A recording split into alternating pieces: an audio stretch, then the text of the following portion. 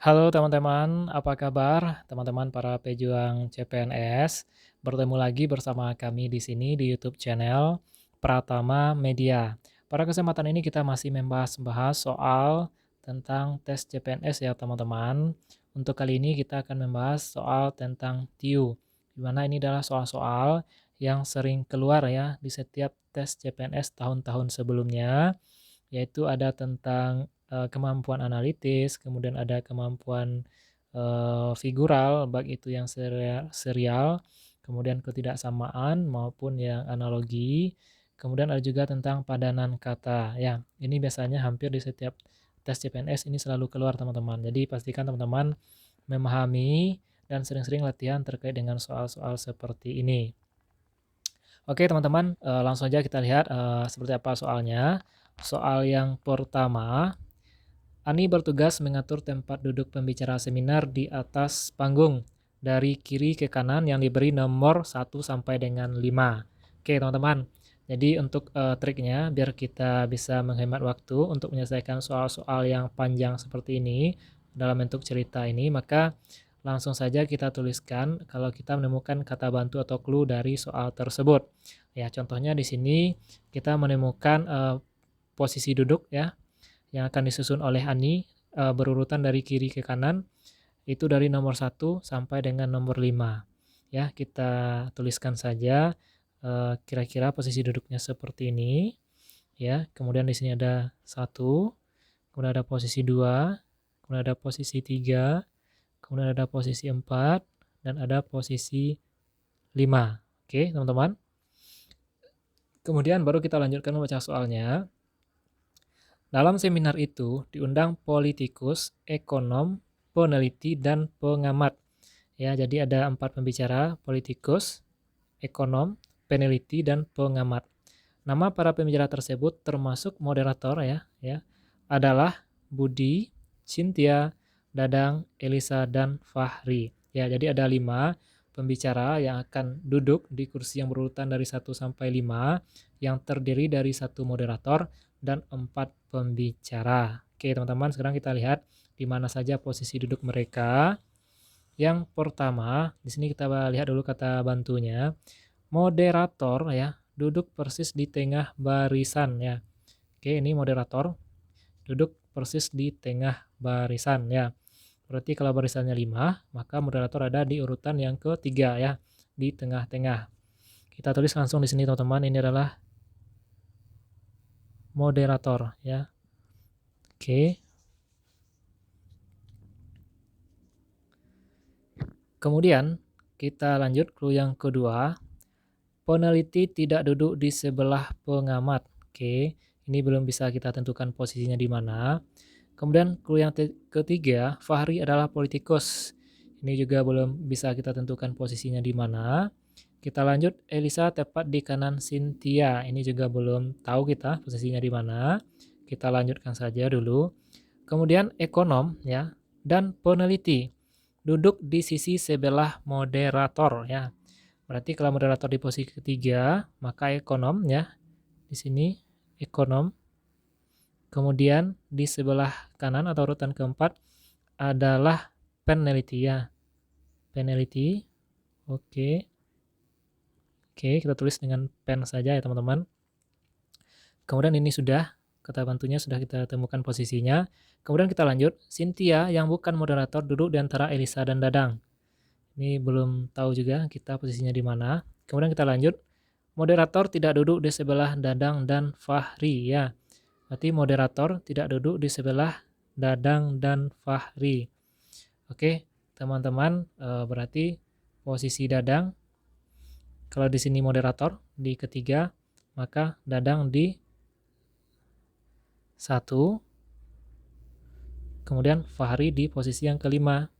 Ya, karena dia tidak duduk di sebelah moderator, di mana moderator adalah di posisi yang ketiga. Oke, teman-teman. Kita lanjut ya. Ini sudah. Clue berikutnya, Budi yang merupakan peneliti duduk di kursi keempat. Oke, ini peneliti. Di sini adalah Budi ya, teman-teman. Oke, kita tulis dengan B. Nah, kita lihat lagi ke clue yang di atas yang tadi belum bisa kita tentukan. ya, Cynthia, ya ini, yang bukan moderator duduk di antara Elisa dan Dadang. Ya, berarti di sini Dadang, kemudian Cynthia duduk di sini di antara Dadang dan Elisa, berarti di posisi ketiga adalah Elisa. Oke, teman-teman. Kemudian, ya, Elisa tepat di kanan Cynthia. Di sini Elisa, di kanan Cynthia. Ini sudah. Fahri adalah politikus, ya. Berarti di sini Fahri tadi, maka di sini adalah politikus, ya. Politikus. Oke. Berikutnya, peneliti tidak duduk di sebelah pengamat, ya. Maka peneliti adalah tidak duduk di sebelah pengamat, maka pengamat posisinya adalah di posisi yang ke satu, ya, pengamat, teman-teman. Oke, kita sudah dapatkan posisi duduk sesuai dengan pembicara dan nama. Sekarang kita lihat pertanyaannya. Siapa yang menjadi ekonom? Oke, teman-teman. Berarti yang menjadi ekonom adalah ekonom ini, ya, teman-teman. Maka yang di ekonom adalah Cynthia, teman-teman. Yaitu opsi yang benar adalah opsi D, teman-teman. Oke, bisa kita pahami, ya, teman-teman. Sekarang kita lanjut ke soal yang kedua. Soal yang kedua, ya, ini terkait dengan kemampuan analitis juga, teman-teman, di mana ini tentang usia, ya, usia. Kita baca soalnya. Rehan, ya, berusia 7 tahun lebih muda dari Richie, ya. Kita tuliskan langsung, teman-teman. Berarti di sini ada Rehan. Oke. Ada Rehan. Kemudian lebih muda dari Richie. Berarti Rehan kita tulis di bawah. Berarti yang tua kita tulis di atas, ya. Di sini adalah Richie, teman-teman.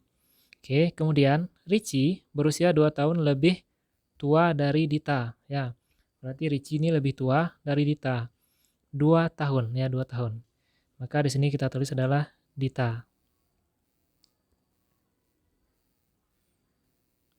Oke, teman-teman. Nah, sekarang kita lihat tadi Rehan berusia 7 tahun, ya. Lebih muda dari Richie. Berarti ini Richie, kemudian di sini Rehan. Ini jaraknya 7 tahun, teman-teman. 7 tahun, ya. 7 tahun. Oke. Kemudian, ya, Richie berusia 2 tahun lebih tua dari Dita, ya. Berarti antara Richie dan Dita ini jaraknya 2 tahun. 2 tahun, teman-teman. Oke. Kemudian pertanyaannya, selisih usia Dita dan Rehan adalah, ya. Berarti yang ditanya adalah selisih ini, ya, teman-teman, yang ditanya antara Dita dan Rehan. Jika kita lihat Rehan dan Richie ini 7 tahun. Oke, 7 tahun, ya, teman-teman. Kemudian Richie dan Dita ini 2 tahun, ya. Maka berapa selisih antara Rehan dan Richie? Mudah, ya, teman, berarti 7 tahun kita kurang dengan 2, maka jawabannya adalah 5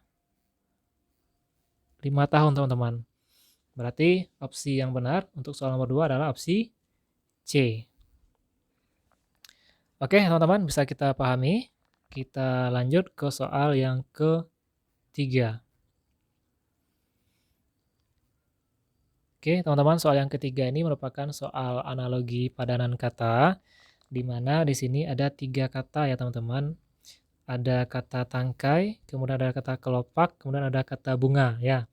Nah, kita akan mencari persamaannya dari opsi yang ada di bawah ini, opsi A, B, C, D, dan E. Kira-kira mana opsi yang paling tepat, ya, teman-teman. Triknya kita kasih kata hubung dari tangkai ke kelopak, kemudian dari kelopak ke bunga. Nanti kita cocokkan dengan opsi yang ada dari opsi A, B, C, D, dan E, ya.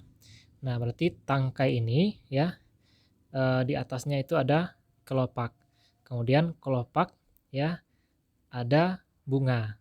Oke, teman-teman, coba kita cocokkan dengan opsi A.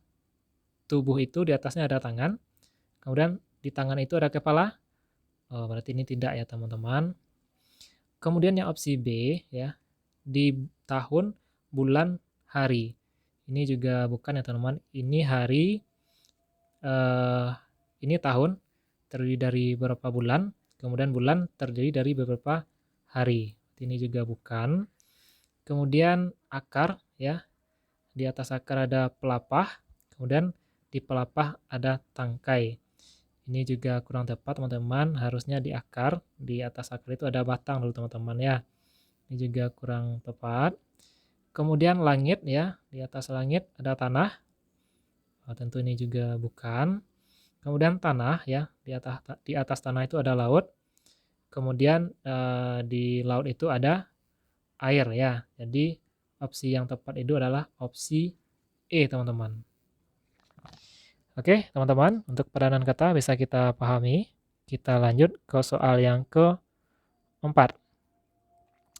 Nah, soal yang keempat ini teman-teman, ini adalah soal tentang kemampuan figural ya.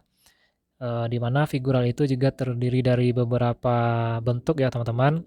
Ada figural yang bentuk analogi, kemudian ada bentuk serial, dan ada bentuk pertidaksamaan. Jika kita lihat di sini teman-teman, kalau seperti ini bentuk soalnya, ini merupakan bentuk figural ketidaksamaan ya teman-teman. Sekarang kita lihat dari 5 gambar yang ada ini ya, kita lihat dari segi bentuknya. Ini bentuknya sama ya, baik gambar A, B, C, D, dan E. Ini sama-sama berbentuk huruf ya teman-teman. Kemudian kita lihat dari segi warna, ini sama warnanya semua, yaitu warna hitam. Oke, kemudian kita lihat dari segi jumlah, ini juga sama ya teman-teman. Jumlahnya semua sama-sama 1. Oke, lalu gimana kita cara menentukan gambar yang berbeda dari gambar yang lainnya? Sekarang kita lihat pencerminannya teman-teman. Kita lihat pencerminannya, kita kasih cermin ya di tengah-tengah ini. Oke, kita kasih di sini, kita kasih di sini, kita kasih di sini, dan kita kasih di sini. Nah, dari 5 gambar ini ya, 4 gambar itu merupakan pencerminan teman-teman, gambar A, B, C, dan E. Sementara yang bukan pencerminan adalah gambar D. Oke teman-teman, jadi jawaban yang benar untuk soal nomor 4 ini adalah opsi D teman-teman. Oke teman-teman, bisa kita pahami ya, jadi ini bentuknya adalah pencerminan. Oke, sekarang kita lanjut ke soal yang kelima. Soal yang kelima, ini masih soal figural ya teman-teman. Ini juga figural, bentuknya adalah bentuk ketidaksamaan ya. Artinya kita akan memilih dari 5 gambar yang ada, mana salah satu gambar yang tidak sama dengan gambar yang lainnya. Oke, sekarang kita lihat teman-teman dari segi bentuk ya. Gambar A, gambar B, gambar C, gambar D, dan gambar E. Ini sama-sama terdiri dari bentuk garis ya teman-teman. Kemudian dari segi jumlah, ini juga sama-sama 1. Dari segi warna juga sama-sama berwarna garis hitam teman-teman. Kemudian kita lihat dari segi susunannya ya, atau arah garisnya teman-teman. Jika kita lihat gambar A dari luar ke dalam ya teman-teman, dari luar ke dalam itu arahnya mengikuti arah jarum jam. Oke. Gambar B ya, dari luar ke dalam ya, ini juga mengikuti arah jarum jam, putaran jarum jam. Kemudian gambar C dari luar ke dalam ini berlawanan dengan arah putaran jarum jam. Kemudian gambar D ya, dari luar ke dalam ini searah dengan putaran jarum jam. Kemudian gambar E ya, dari luar ke dalam ini juga searah dengan putaran jarum jam. Jadi teman-teman, dari 5 gambar ini yang berbeda adalah gambar C ya, karena arahnya berlawanan dengan arah putaran jarum jam.